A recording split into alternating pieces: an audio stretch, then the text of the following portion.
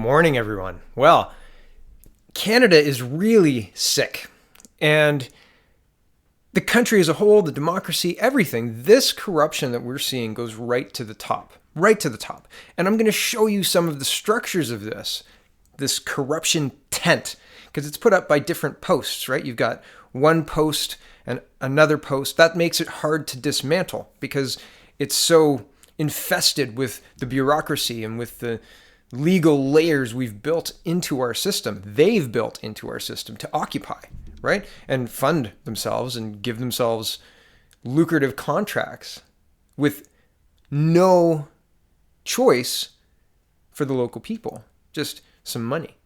It's very interesting. And this whole thing ties into SNC, and this whole thing ties into the Liberal majority's lack of caring about just shutting down any conversation, any debate, any questioning of what they're doing. Because what they're doing is absolutely morally and probably legally not allowed. And I'm morally corrupt for sure. It's incredible, really, when you start to peel back the layers. But let's start with Ms. Wilson-Raybould and the OECD and them monitoring Canada for bribery and the concerns that they have. And they're an international body that Canada signed on to monitor democracy worldwide and bribery and make sure that everybody's democracy is above board and is really representative of the people. So CBC reporting. Wilson-Raybould's SNC Lavalin claims set all alarms sounding at OECD. The spokesman, Iacobucci, says Canada will still have to explain itself to the OECD. Oh, so Ms. Freeland, who put out a statement yesterday via Twitter, that wasn't enough. Back to the CBC.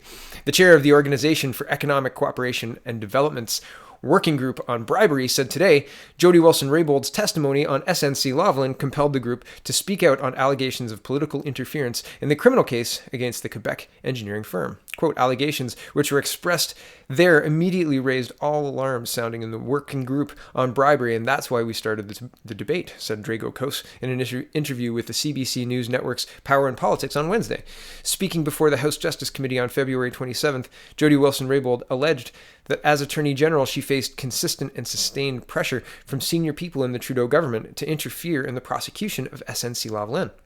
The Canadian company was charged in 2015 with allegedly bribing Libyan officials. On Monday, the OECD released a statement saying that it would be watching the SNC Lavalin affair closely. So there's more to this story, and obviously I could spend the whole video talking about this, but I wanted to show you some connections and some concerning things that I found about SNC Lavalin, the people who work there and the people who are on the board of directors, and sweetheart deals that the Trudeau government seems to be giving. So come down this rabbit hole with me. This is Canada's National Observer reporting SNC Lavalin announced confidential deal with feds 4 days after Trudeau's first throne speech in 2015. This is reporting on March 11th this year. And it says, quote, 4 days after Prime Minister Justin Trudeau's Liberals opened their first session of Parliament with a throne speech in 2015, the federal government entered into a new confidential deal with SNC Lavalin. The Quebec construction company and engineering giant touted the deal in December of that year, noting it would allow it to continue scoring lucrative public contracts with the federal government. But to this day, the details and content of this deal remain a secret. The agreement is different from the Deferred Prosecution Agreement, DPA, that former Attorney General Jody Wilson-Raybould had testified she was improperly pressured into pursuing by the Prime Minister, his senior officials, and the country's top public servant.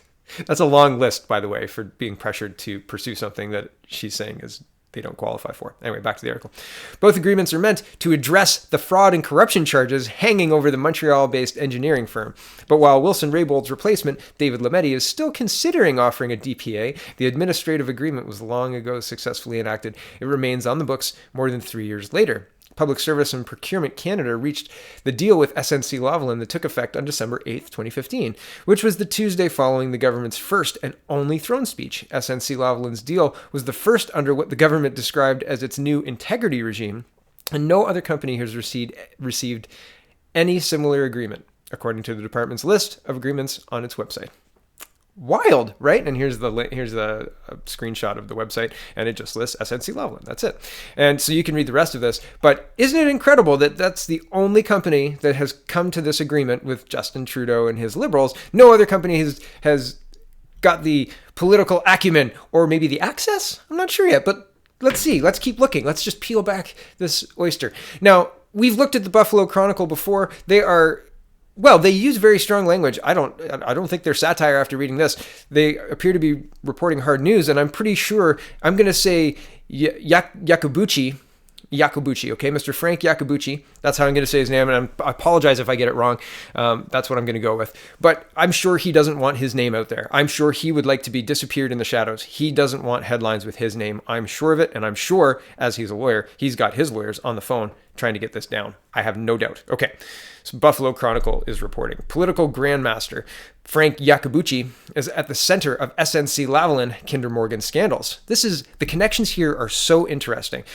This is alleging that Mr. Iacobucci has the political power to push the prime minister to change his attorney general. And I'm going to read this. Okay. Here's the article. Quote, Frank Iacobucci is one of the most influential lawyer lobbyists in all of Canada. He has been at the crux of the nation's political, legal, and business communities well before he retired his post as a Supreme Court justice in 2004. Today, he is a partner at Tories, Bay Street's whitest shoe law firm, and is the most saturated attorney in the firm's Indigenous law practice. Suddenly this week, nearly everyone in Ottawa wants him to testify before the House of Commons Justice Committee regarding his involvement in the SNC Lavalin scandal, following widespread rumors that it was Iacobucci who first insisted that Jody Wilson-Raybould be removed as Attorney General. Wow. Insisted? Can you do that? Can you call a prime minister and be like, listen, man, get her out? Okay, back to the article.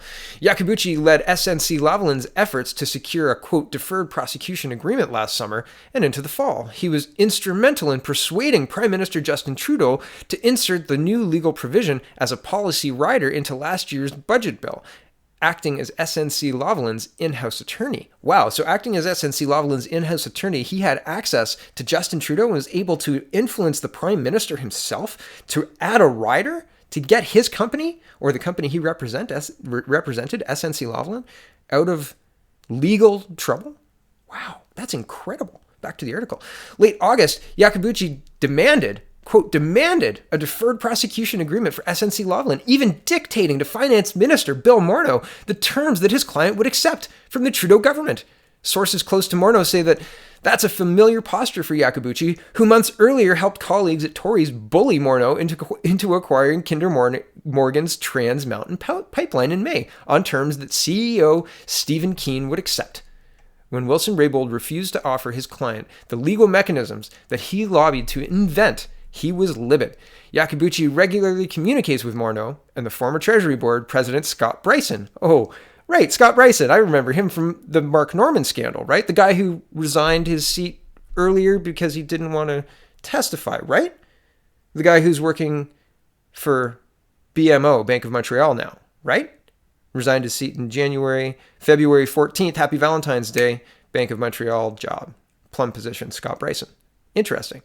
Back to the article. He was not shy about articulating his displeasure with the Attorney General to either man. Then that's talking again about Iacobucci. So he's talking to sitting MP at the time, Bryson, and Mr. Morneau, who's the finance minister and Will Ferrell lookalike, right? Like, it's incredible that he's dictating to these powerful people. I mean, former Attorney General or not. Do you get that access just by chance? And can I buy that access? Could I purchase him for an hour to talk to the Prime Minister for me? Because I got some choice words, I got to tell you. Okay, back to the article. Sorry, I'm off on tangents here, but this is incredible to me. I read this and I was like, wait, what? Back to this article. Okay. The clerk of the Privy Council, Michael Warnick, even complained to Wilson-Raybould that, quote, Iacobucci is not a shrinking violet to impress upon her the political pressures being exerted on Trudeau. Among Toronto area political operatives, it's been rumored that Iacobucci may be one of three men in possession of, quote, embarrassing information on Trudeau. Okay, what kind of embarrassing information? This article is implying that Trudeau's being blackmailed into allowing SNC Lavalin to get away with the crimes they committed. Interesting. That's a huge bombshell, and one I haven't seen in Canadian media. Interesting, right? Back to the article again. In October, Trudeau asked Iacobucci to lead the government's negotiations with Indigenous communities in British Columbia, where consent is required to accommodate the pipeline. The government is not merely required to, quote, consult, because British Columbia's Indigenous people have never ceded their lands to Canada by treaty or transaction. A source close to the talks suspect that Trudeau has tasked Iacobucci with, quote, essentially bribing every Indigenous community along the pipeline's route in order to secure approval as quickly as possible. The characterization of bribery, the source says, is based on Iacobucci's posture of engagement with Indigenous communities, not allowing for meaningful negotiations and insisting that the federal government's duty is satisfied by merely transferring funds to the affected communities, regardless of the outcome of discussions. Iacobucci, who is already angry that Wilson Raybould was refusing to allow his client to negotiate a deferred prosecution agreement, feared that his consultations in British Columbia could be construed as improper. He would only agree to take the role on the condition that Trudeau would replace her with a, quote, more doting member of parliament.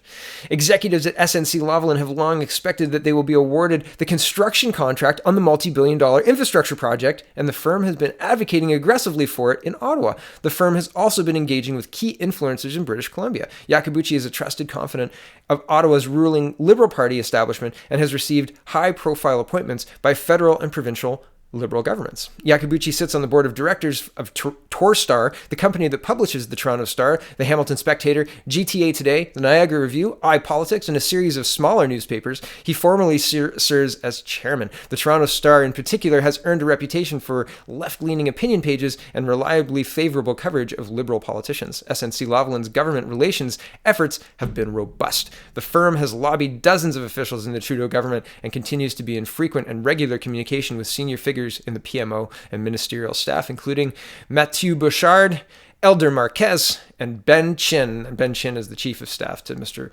Morneau. So, and I'm going to leave it there, but wow, right? All of that access. And here's Jack Bougie. And who's Jack Bougie? Jack Bougie sits on the board of directors for the Trudeau Foundation, right? He's here he is. And hold on. Sorry, he's not on the board. He's a mentor. He's a mentor for the Trudeau Foundation. Okay, so he's connected to the Trudeau Foundation. He is connected to SNC Lavalin and the Mccains. So the Mccain, I wanted to show you Mccain on this page. So he was the independence director for Mccain Foods. And do you know who Bill Morneau's wife is? Yeah, it's Nancy McCain. Nancy McCain of Mccain Foods, right? A member of the New Brunswick McCain family, which owns Mccain Foods. Crazy. And Mr. Bougie is also on the board of directors. This one is really board of directors of SNC Lavalin. Okay, so there are all sorts of people with direct ties to Justin Trudeau who have the Prime Minister's ear, and they're pushing him in one direction and one direction only. And not only is that company not just a third-party company, but their board of directors has direct ties to Justin Trudeau as well. It's a very incestuous relationship, right? These are people who have been insiders forever. So they're going to get a deal. It's just a matter of how to make it palatable to the public. They're going to get a deal. It's incredible, the corruption. Canada is sick. We have crony capitalists all the way up to the Prime Minister's office. Sure that the sitting AG, if she's not willing to play ball with the DPA that they snuck into the 2018 budget, pretty sure that, maybe what we're doing between BC and SNC Lavalin and bribing these Indigenous people with the government's money so that SNC Lavalin can build the pipeline. Yeah, that's maybe a little improper. Maybe that doesn't look like transparent and community-based problem solving, and we want to hear the people. What happened to the Justin Trudeau of 2015? Oh, he was a liar and an actor. And once in power, the real person got laid bare. And the real person is a puppet for this guy, for Iacobucci, and for powerful corporations that they've stacked with acolytes from the past who have been around forever, right? The web is complex. The web is lawyers at big companies and lots of money, and they want to keep their power, and they have absolutely no incentive to give it up. They're going to push this deal through. They're going to plug their ears and keep doing exactly this thing to enrich themselves and hide their funds. And it doesn't help you, and it doesn't help me, and it doesn't help your company, and it doesn't help my company. But if you're big enough, and if you've got direct ties to the Prime Minister's office, you can get away with breaking the law. You can kick the can down the road until you've got the right Attorney General and the right enough MPs on board that they're not going to bring down the government over this blatant cronyism. Canada is sick. These Liberals need to go. Anyway, thank you very much for watching. Have a wonderful day. Check out the People's Party of Canada.ca.